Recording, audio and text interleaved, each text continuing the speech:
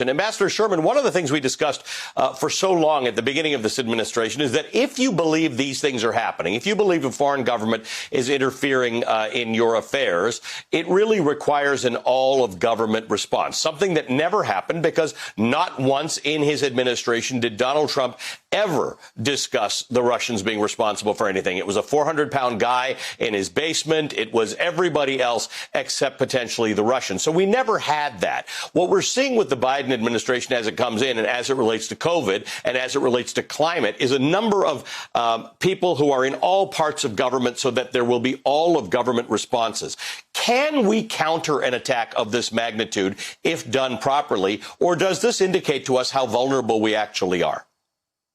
Well, there's no question we are vulnerable because this attack happened, and it's going to take us a long time to unwind it and to understand all the places in which we are vulnerable.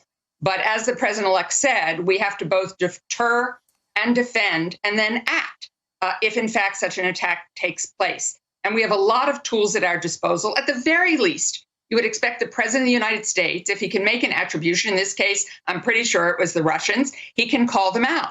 He can use freeze assets. He can apply economic sanctions. He can go after state-owned industries.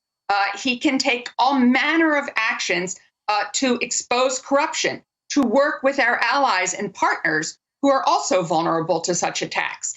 We can work with the private sector to make sure it's not only an all-of-government response, but it's an all-of-our-society response because our businesses are also vulnerable and we need them to be strong and to be able to operate here and overseas. So this is very serious, very dangerous. As you pointed out, the New York Times report that came out tonight really lays out how extensive this is and how concerning it is.